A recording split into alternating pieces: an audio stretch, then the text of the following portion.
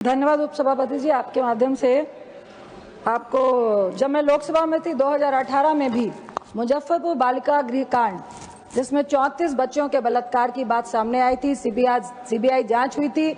इसी सदन में यह मामला उठा था, सुमित्रा था स्पीकर थी और उसमें कई लोग जेल गए थे, लेकिन बहुत सारे सफेद पोशों को बचा लिया गया था। एक बार फिर 19 तारीख को रात में सिवान के भैंसाखार गांव में बालिका गृह है जिसमें बाल लोग भी रहते हैं, वृद्ध भी रहते हैं। अचानक से यह खबर प्रशासन द्वारा आई कि 13 लड़कियां रात में फरार है। सबसे पहली बात तो यह है सर कि फरार हुई तो ये आपको मालूम कैसे है?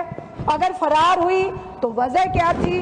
प्रशासन कह रहा है। दूसरी बात, सीसीटीवी कैमरा 8 थे, 5 वही कैमरे उस रात को बंद थे जिस दीवार से बच्चों के फरार होने की बात की गई।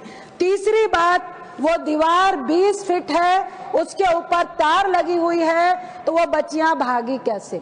चौथी बात, कहा गया प्रशासन के द्वारा कि एक लड़की मिल गई है, 8 लड़कियां अपने परिवार के संपर्क में हैं। अगर सिर्फ फरारी का मामला था तो प्रशासन सामने क्यों नहीं कर रहा है? उन परिवारों को छुपाया क्यों जा रहा है? उपसभापति जी, मैं आपके माध्यम से सरकार को बताना चाहती हूं कि यह नॉर्मल मामला नहीं है।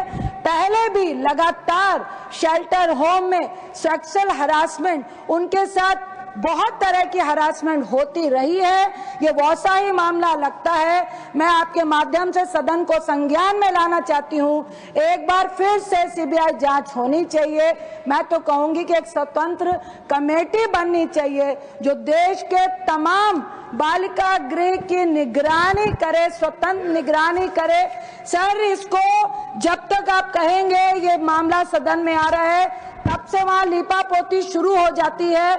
आपके माध्यम से मैं कहूंगी कि इसका राजनीतिकरण नहीं करें, क्योंकि पक्ष हो विपक्ष हो, इसमें बहुत तरह के सफेद पोशों के जाने के, इन्वॉल्व होने की बातें लगातार आती रही हैं। यह हमारे देश के उन बच्चों का सवाल है जो गरीब है, लावारिस है, जिनको शादी का झांसा देकर बुला लिया जाता है। वो लावारिस तरीके से उन शेल्टर होम में रहते हैं। कुछ बच्चियां ऑर्केस्ट्रा में काम कर रही होती हैं, यहाँ तक कि बाल के साथ भी सेक्सुअल हरासमेंट होते हैं। और सर, ये सिर्फ सेक्सुअल हरासमेंट का केस नहीं है, जिस बुरे तरीके के साथ उनके साथ हरासमेंट की जाती है वो शब्दों में बयान करने के लायक नहीं है।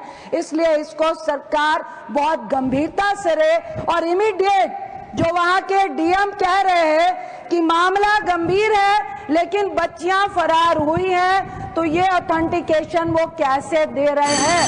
जब